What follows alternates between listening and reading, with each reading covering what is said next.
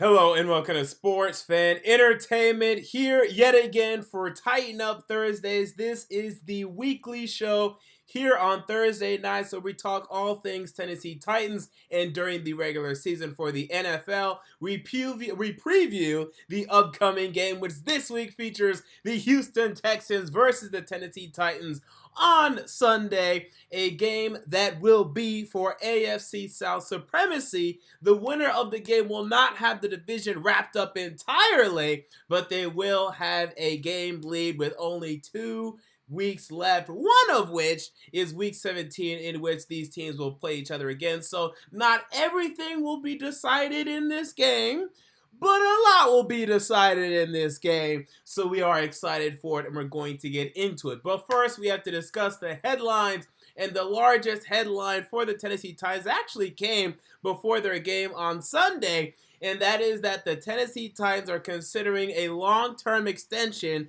for quarterback Ryan Tannehill. And I briefly discussed this in my Sunday game recap after the Titans beat the Oakland Raiders 42-21. But I'll discuss it more in depth here. This would potentially be a mistake to me, okay? And the potential would be too high for me to go down the road of actually doing the long-term extension. Just don't go into this long-term relationship, this marriage essentially, until you know he's the guy for you. It's exactly like marriage, people. I mean, it actually is. The more I thought about it, even beyond I brought an example from my personal life on Sunday, but the more I thought about it, it is like marriage. Although you're going to marry a lot of quarterbacks in this league, you're going to have 5-6 marriages in the span of probably 15 years, maybe 20 years. So it's not exactly the same, but it's very close to marriage in real life. In that, you might meet someone and, ooh, she's so fine. Oh, she treats me right. She's the best girlfriend I've ever had for this 6-month window. But you don't marry the girl. You don't do it. Because you're on the emotional high. You've been going through a depression. Well, maybe not even a depression, because Mariota was no depression. But you've been going through some okays with Marcus Mariota, some bad guys or some bad girls, and Jake Locker and, Vince Young, some drama there. You miss Steve McNair. You're a widow. And you are ready to marry the first girl that you see that treats you right for a couple months. You need to slow your roll, dog. Okay? You need to slow your roll. At least a year. At the very least. And we're not even going to see a full year from Ryan Tannehill. So you need to wait at least 1 full year, and I would wait 2. And in my personal life, I recommend 3. If we're talking about real marriages, and when we're talking about quarterbacks, I prefer 3 or 4. I mean, that's what I'm talking about. But if he plays well, if he plays this well, even close to this well in 2020, then fine, long-term extension. But you gotta give me at least 1 year. So what you do is you add the franchise tag, the engagement ring. I want to marry you. I want you to be our franchise guy. Here's the franchise tag. But this is a probationary period. Let's move in together. Ryan Tannehill ain't even moved in. He bought a house in Tennessee. He's probably renting an apartment. Let's move in. Let's see how that goes first before we start talking about extension. Because an extension, I believe, is going to cost more than $30 million per year, whereas the franchise tag is sitting right now at $27 million. And I heard some people saying, no, Tannehill's not going to ask for that much because he knows he's coming from Miami. He's just happy to be here in a good offense and blah, blah, blah. Well, just wait until his agent starts talking in his ear and he hears some free agent rumors that, hey, the Tampa Bay Buccaneers and Bruce Arians, they think Ryan Tannehill could be their guy to supplant Jameis Winston. Then Ryan Tannehill's like, hey, I can go to Tampa Bay and throw to Mike Evans and Chris Godwin and O.J. Howard. That seems like a pretty good deal to me, and they want to pay me $30 million.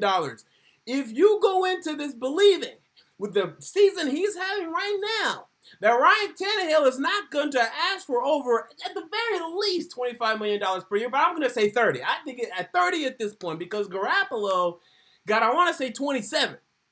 Garoppolo, who was coming off like 6 or 7 starts for the 49ers and like 10 overall.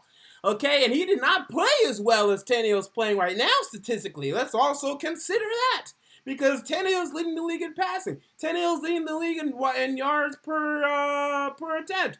Tannehill's leading the league in probably like touchdowns per game. So he started all these crazy statistics that you could pull out of your ass. This is what Ryan Tannehill is doing.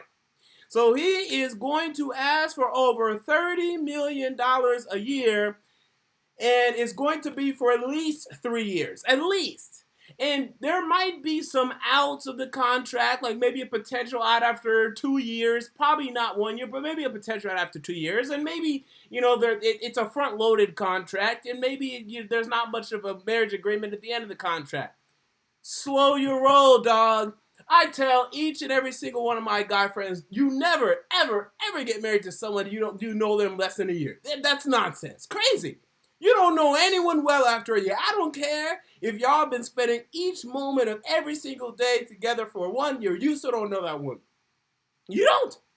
You don't know. People change over time. People move in. Oh, all of a sudden you notice, man, he doesn't do his laundry as much as I thought he did.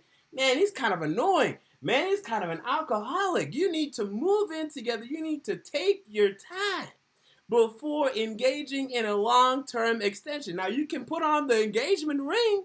Go ahead and put on the engagement ring, the franchise tag.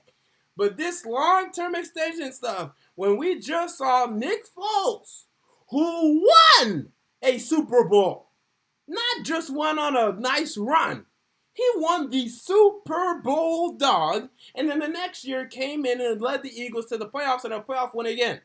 And also a strong performance in the divisional round of that playoff run.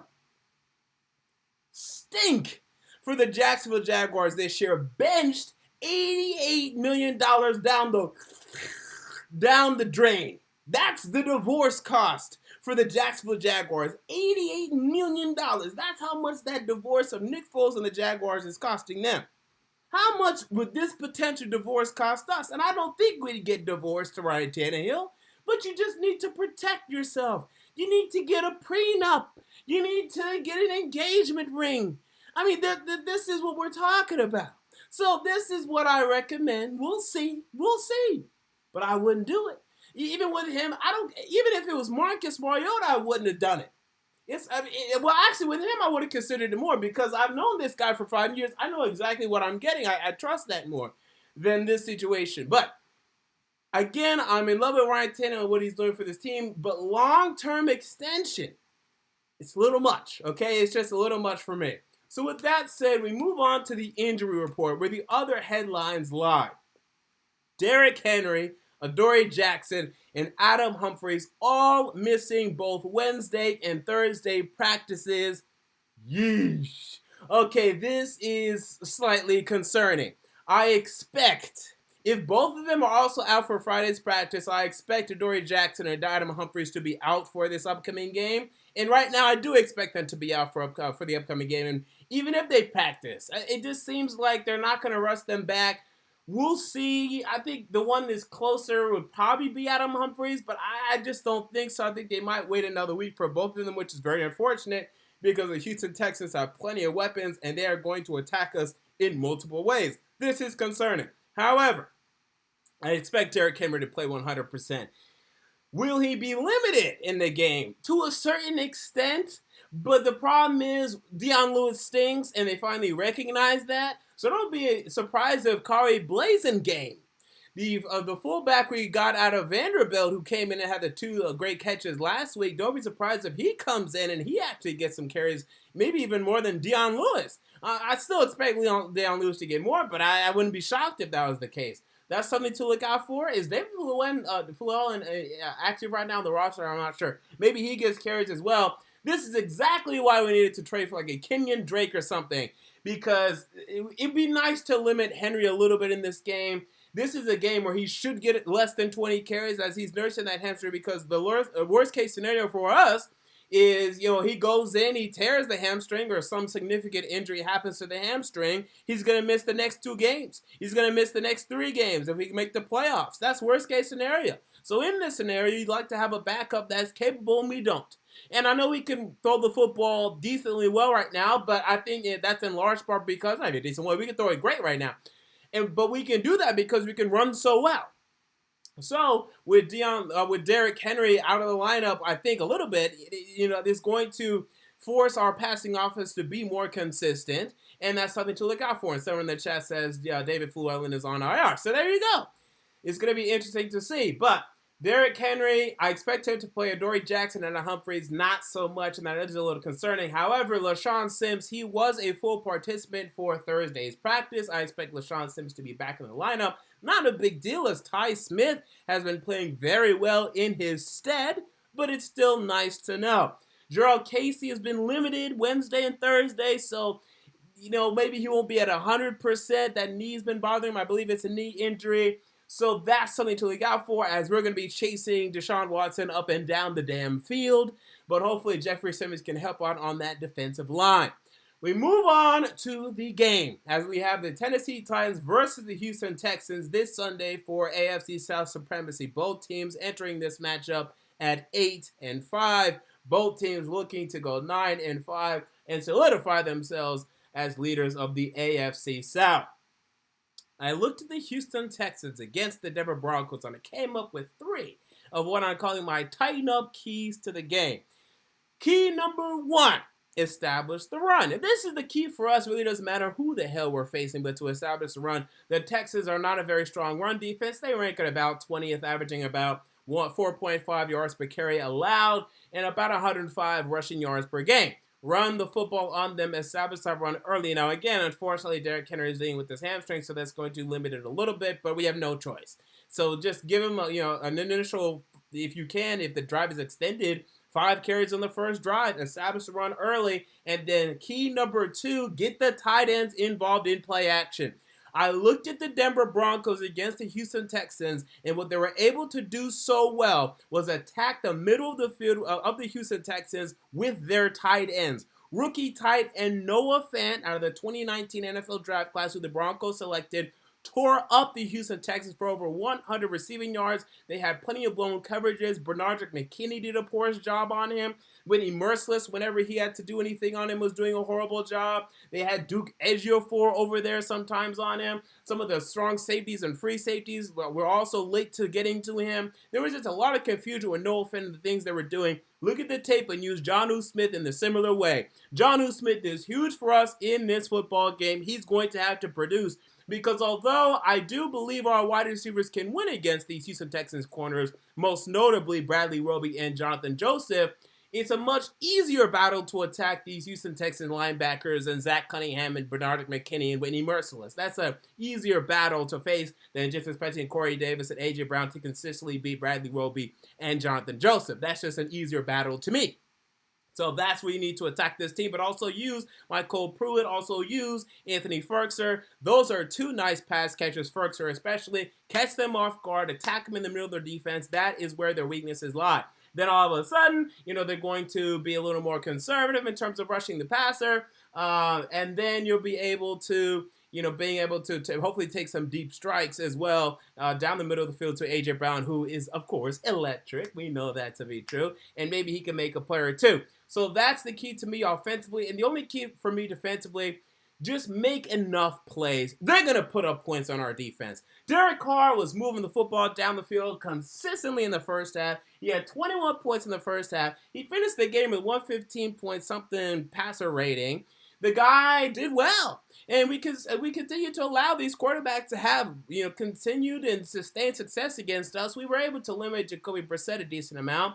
But with Will Fuller, who was a limited participant this week for Houston Texans in their practices, I expect him to be back. With him back, you're talking about going up against DeAndre Hopkins, going up against Will Fuller, going up against Kenny Stills, and they're going to attack our defense. And it's going to be problematic with Adoree Jackson out. I expect Logan Ryan to do the best he can against DeAndre Hopkins and hopefully limit him for under 100 yards.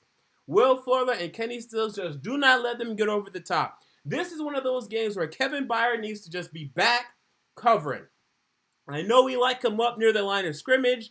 I know he can do some very good things for us up there. But although they can run the ball with Carlos Hyde, I'm just much more worried about Will Fuller and Kenny Stills taking it over the top. That's my concern. I'm not that concerned about Carlos Hyde. He might run for over 5 yards to carry on us. I'll take that as long as we do not allow those back-breaking touchdowns to the Houston Texans wide receivers as we do constantly.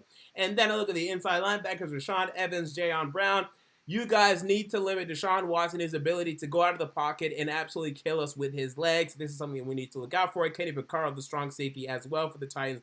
You guys need to slow him down in terms of that. And you guys are also going to have to step it up in terms of the run defense as Kevin Byard is back there just making sure we do not let up anything over the top. So to me, just make enough plays defensively. And Harold Landry, we need an athletic edge rusher to consistently get to and pressure Deshaun Watson against this bad Texans offensive line. Now, Laramie Tunsil is on that left side, and Laramie Tunsil has been playing very well for them this season. So to me, hey, move Harold Landry to the left side a little bit, left side of his side, okay, right side of the Texans side. Let him rush against Chris Clark. Use him, for a stun in the middle. Use him in creative and innovative ways. Rashaan Evans, who played at Alabama, played against Deshaun Watson multiple times, was used as a quarterback spy against Deshaun Watson. Use him to slow down Watson. Get creative with your linebackers. Move them around. Pressure him a little bit. Force him to make some bad decisions, some bad throws. It's not going to be easy. Right now, I have them putting up 27 points on us, but I do have us scoring 31. It's going to be a high-scoring contest. And I hope that this is not the game where our offense finally decides, okay, we're not going to play. We're good. After this great run we've been on, we all right. We're not going to show up today because they will score their points on us. Especially after last week, Denver Broncos, they didn't score. I think they scored only 3 points in the first half. Only scored 17 points total in the whole game. They didn't score much last week. They're going to wake up. They're going to be ready to roll this week offensively, and we need to match them each and every second. Each and every point that they put up, we need to match. We cannot fall down early because when the Texans are ahead and they're playing, with emotion and with the lead, then they're much better than they are playing from behind. And even behind, though, they are dangerous. Do not get me wrong. But if you can get up on them early, establish one, keep the ball out of Deshaun Watson's hands, I like the Tennessee Titans in this football game, 31-27. So with that said, we're going to move to the chat. I will answer some questions, and then we will get out of here. Hopefully the Tennessee Titans can get it done. I felt very confident after seeing the Broncos really wall up the Houston Texans last week. I feel less confident after actually having watched the tape. The Broncos, they took advantage of some things. Don't get me wrong. But it was a lot of the Texans just blowing assignments, blowing coverages, than more of a talent deficiency. The Texans defense is definitely missing some talent right now, but it was just more of the Texans just mentally not really showing up for the game, being behind like 31-3 at halftime and the game being over before you even knew it. So I feel like it was more due to that. So, we are really, really, really in for a battle here. And someone in the chat said, isn't Kenny Vaccaro out as well? Well, I believe he was a full participant in today's practice. I can pull that up as well. So I expect Kenny Vaccaro to play. But if I remember correctly, Kenny Vaccaro was a full participant in today's practice. I'll pull up the injury report right now.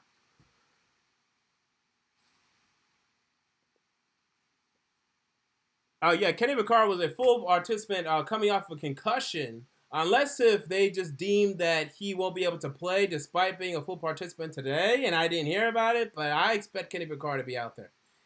All right, remember to @ me, @SportsFanEntertainment, if you want me to answer a question. If not, then we'll just go ahead and get out of here. We had one comment a while back. Oh, we had a super chat, too. Super chat from Ian, who says, would you re-sign Logan Ryan as of right now? Tighten up. Right now, yes, because he's been our best corner. And Adoree Jackson is fine, too, but he's been our best corner. It just depends on how much he's asking for. Let me check how old Logan Ryan is. But this is going to be his third contract, right? He was drafted by the New England Patriots. We signed him from the Patriots. This is going to be his third contract coming up. He's 28 right now. He's going to be 29 in February. And his last contract, I feel like it was around a 3-year, $30 million deal, which is what I would actually prescribe again for him. That's exactly what it was. It was a 3-year, $30 million deal. I'd give him that exact deal yet again because he's less valuable to me, but we have inflation, so he can get the same deal. That would be my move. If he wants any more than this, I would hesitate. And it also just depends what other options are out there. I haven't looked at like the free agent corner list or anything as of this moment. We're too far out for that. Let me check what the cornerback market is in terms of deals, but I feel like it caps at like $14-15 million, which would be too high. He wouldn't expect that. I feel like at most he'll expect 12 or 13. But I feel like if you offer him $10 million a year, he'll accept it. And I feel like even not. Yeah, right now, the highest paid cornerbacks for base salary rankings is A.J. Boye at 13. And then Logan Ryan right now is number 8 at 9.5. So I feel like you can get away with offering him $10 million a year. And maybe even less at that, if you're looking at guys like, if Casey Hayward's getting paid $8 million, if Richard Sherman's getting paid $7 million, I feel like you should be able to pay. This is base salary for this year. Let me try to look up average over the length of the deal for probably a better indication. That'd probably be more fair. Yeah, so Xavier Howard, he has a $15 million average for the rest of his contract. Peterson is 14. Yeah, so 15, 14, that's what I figured would be the market value for the top corners in the league. Then you look at like around the $10 million. That's like Bradley Roby, who I believe is only on a 1-year deal. Jimmy Smith, Dre Kirkpatrick, Casey Hayward. That's where he should be to me, if not a hair or two lower. So hopefully he would accept that type of deal. And if he would, I would love to have him back at that type of deal. So thank you for the super chat, Ian. I would definitely re-sign him as long as he doesn't ask for too much. Alonzo Henderson said, as sports fan entertainment, Derrick Henry is the wife right wait, what? Okay, let me try to interpret what you meant by this comment. Okay, I think he says Derrick Henry is the wife right that we need to invest in, and Ryan is the sister wife. Okay, sure, but we have a lot of money, so we can pay Logan Ryan, we can pay Derrick Henry, we can pay Jack Conklin, and we can pay Tannehill. The thing is, we won't be able to pay anyone else. So you're going all in on that unit. You'll have enough. We have right now. I think we're scheduled for like $70 million in the cap. That's enough to re-sign all of them. I don't know about re-signing Tannehill to a long-term extension again. But, again, that's enough to re-sign all of them. The only thing is, those are your boys now. You're riding with them, and that's it. There's no going anywhere else with that. These are your boys. All right, D. Davis, 24, says, as sports fan entertainment, Amani Hooker got his chance of safety last week. What do you think? Well, he's played some safety. He's played some slot, some safety. He's played all around. Maybe he got more of a chance of safety last week. But, again, that was his primary position, coming out of the draft. So if that's where he feels more comfortable, if he feels comfortable there, go ahead. He looked fine to me. Rayless Stallion says, as sports fan entertainment, who will have better numbers, Tannehill or Watson? Now, that's actually a good question. I'm going to say Deshaun Watson by a hair. I expect Watson to kill us, honestly. I really do. I expect Tannehill to continue what he's been doing, but I expect Deshaun Watson to absolutely kill us. I just hope we get enough plays on him. Nick Gregor says, as sports fan entertainment, why have the Titans not started talking about extending Henry yet? Should we be worried? They're not talking about extending anyone. This is their move. They don't extend any contracts in the middle of the season. Most teams don't, but especially the Titans, they don't do that. They're doing it before the season or after. So I would not be afraid about that until we get to the offseason. Andrew Contreras says, as sports fan entertainment, what time is this game? And I agree, this game should be on Sunday Night Football. It's at 1 p.m., man. 1 p.m. Eastern. It's ridiculous to me, but that's the case. It absolutely should have been on Sunday Night Football. This Bills-Steelers matchup is not enticing. It's not exciting. I don't know why they think it is, but, for some reason, this is what we got going on. We have David96 Fitness who says, as sports fan entertainment, it's your favorite couple back at it again. Who would you replace from the team with someone else if you were the GM? If I could have the absolute pick of the litter and I could pick any player in the NFL right now. Well, with the way our offense is playing right now, I don't think we need anyone offensively. Although I love my offensive players. I don't think we need anyone right now offensively. Now, if you would have asked me 4 or 5 weeks ago, I'd say something different, but right now I would not. So, I'd go defensively, and if I went defensively, he's currently suspended, but maybe Myles Garrett. Because, again, I'd love to have a beast edge rusher opposite of Harold Landry, because I feel like that would only make Harold Landry better.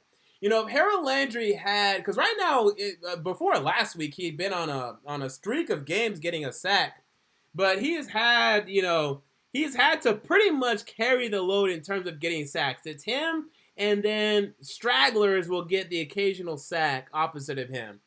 So that's been the one frustrating thing for me. I feel like a truly elite edge rusher opposite of Harold Landry would help Harold Landry, and as well as help himself. So I might say, if Garrett was healthy, I might say him. Without him, or not including him, I'd like to have one of the Bosas, either one, Nick or Joey Bosa, Khalil Mack. I know he's still a beast. I know some people are criticizing him this year. He's still a beast. Aaron Donald wouldn't quite be a fit next to Jurrell Casey and Jeffrey Simmons. That's the only reason I don't say Aaron Donald. So give me Khalil Mack. I still have faith in Khalil Mack. He's still a great player. It may not be there statistically this year, but he's still a great player. And I know some people, I saw one person right there just say Aaron Donald. He's just not a fit next to Jeffrey Simmons and Jurrell Casey. Him and Casey pretty much do the same thing. They have the same role in the defense. Donald has a little more of a run defending role. Little more, but they actually play the same position, so it's the same role. So that's why Donald and Casey, and also they're similar build. Donald's way more muscular, don't get me wrong, but they're setting at 6'1", probably 300 pounds, both of them. But Donald's just a beast, as Casey, looks a little pudgy, but he plays well. So we're okay with it. We love Jurrell Casey. And someone said Casey can play outside. Yeah, he does play outside of a 3-4. He can't play outside in a 3-4 in terms of outside linebacking. No, he is a 3-4 defensive end. He is a 3-5 technique. He is not a 1 technique. He is not a 7 or 9 technique. So, no, and neither is Donald. So there's no way. No. Casey and Donald, either Casey and Donald is fine. Casey, Donald, Simmons, no.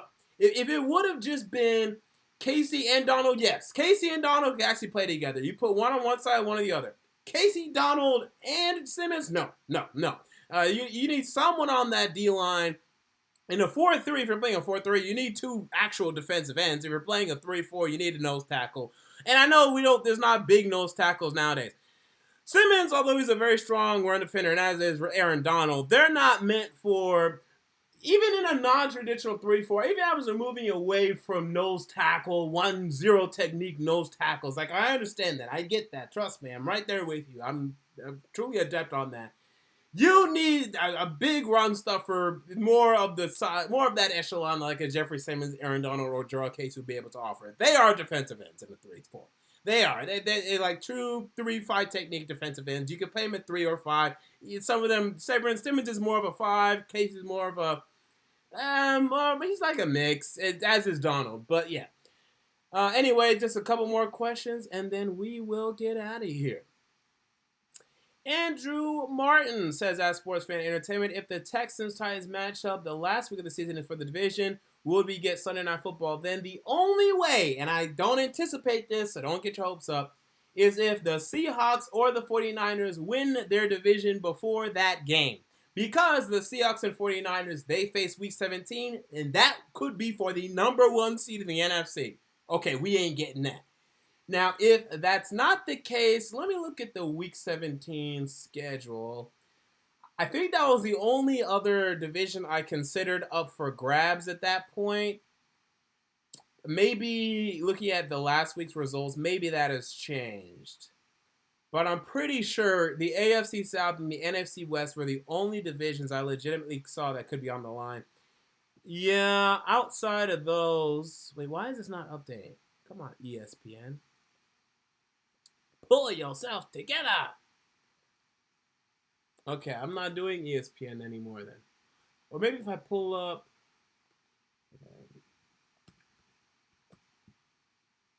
I'm going to go elsewhere. Okay, so if I pull up the schedule, Week 17...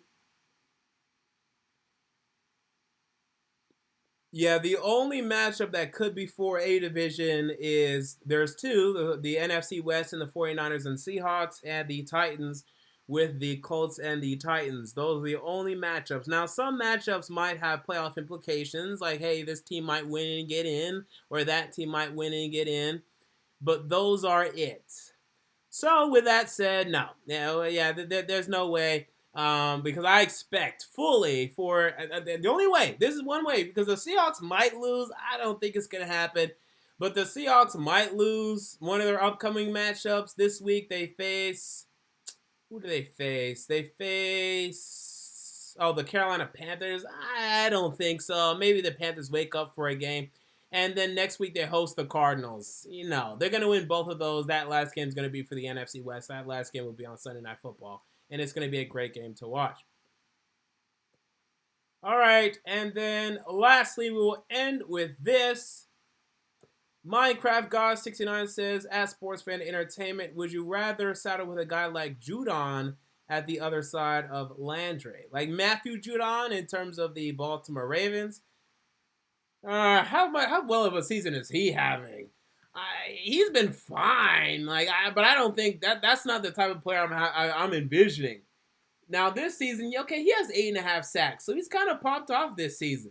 In years past, yeah, Judon's been all right. He's not the first person I think of in terms of a beast outside linebacker that I'm trying to pair next to Harold Landry. This would be fine, but this is not what I envision. I envision a true absolute stud. We're going to have 2 stud edge rushers in this league that can get out of some damn quarterbacks. And with this secondary would be damn legit and have this defense near elite. That's what I'm envisioning. But Matthew Judon, yeah, that'd be fine.